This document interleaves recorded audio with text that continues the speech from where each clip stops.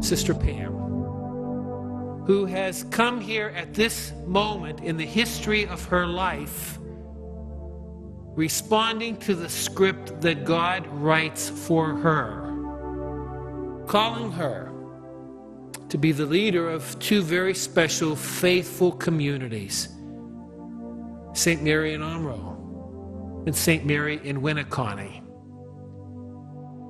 I did a great deal of listening of who might in fact be a good person to come to be your leader. And it became quickly apparent that a very special woman, a woman of the church, a woman of God, could very enthusiastically fill that important place in the history of your two parishes and in the history of this diocese. I wanted to just see if I could actually be the spiritual leader of a parish. And so, first of all, the fact that I wanted to try that piece, and then the variety, because there's a ton of variety in this kind of work. So you're not only doing pastoral things, you're doing business things, you're doing organizing things, you're doing leadership things, and that was very exciting to me. Well, I think because we're still in transition and people are still grieving the loss of not having an in-house priest, there are lots of challenges getting the masses to be at a particular place where it's not only convenient for parishioners, but it's good for our sacramental priests who are coming here.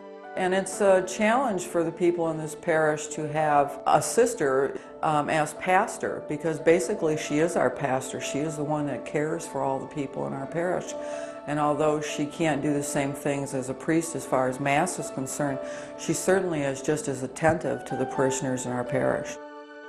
Her support is fantastic. I think she relies heavily on me in the business aspect because she is so busy. She's easy to talk to, easy to go over the financial situations with. She has a great grasp of what's going on. Sister Pam is one of the best bosses I've ever had.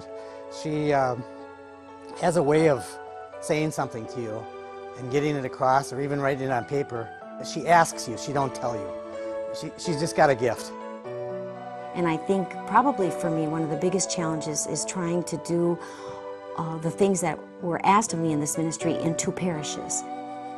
And although we speak an awful lot about vocation, it's wonderful that someone in Sister Pam's role can step in and take the place. I mean, years ago we would have had a priest in both of these parishes, but now it's a matter of taking what she brings spiritually and some of her organizational talent and bringing that to the table. One of the most rewarding things that is part of my ministry here is the way that in this position you can walk intimately with others. So when someone dies, I'm astounded that when you meet with them, they let you into their family, they let you into their heart. And you are there in a pastoral way to walk with them through the funeral, through the burial, and you're really in sacred space with these families.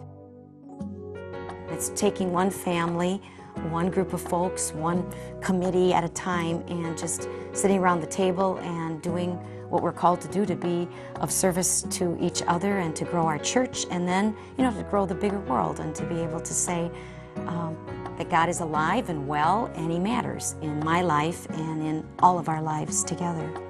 She just brings an aura with her that makes it easy to learn, makes you pay attention. It's so nice to have somebody with energy like that with your kids, because they like to pay attention to somebody who is that passionate and that energetic about something. I always look at Francis, who was just a lover of everything, creation, people. Every part of his life was, I think, lived as a gift. I don't know if it's even in the back of my mind. I think it's just a part of how I live, that life is more about giving than it is about taking. And that's how Francis lived his life.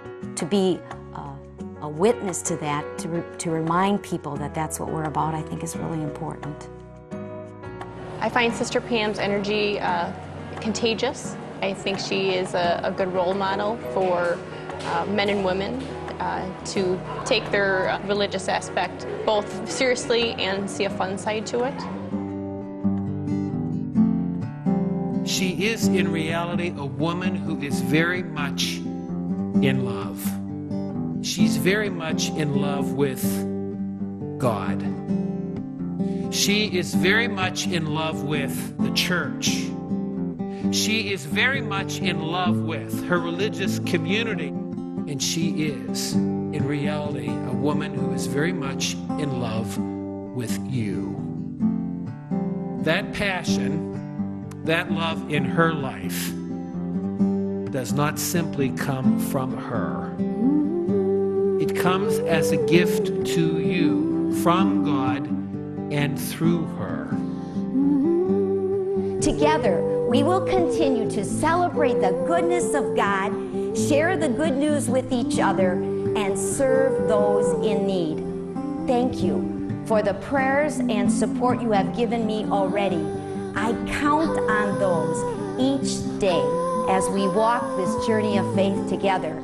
And you can count on mine as well. Together, let us continue to be always what God wants us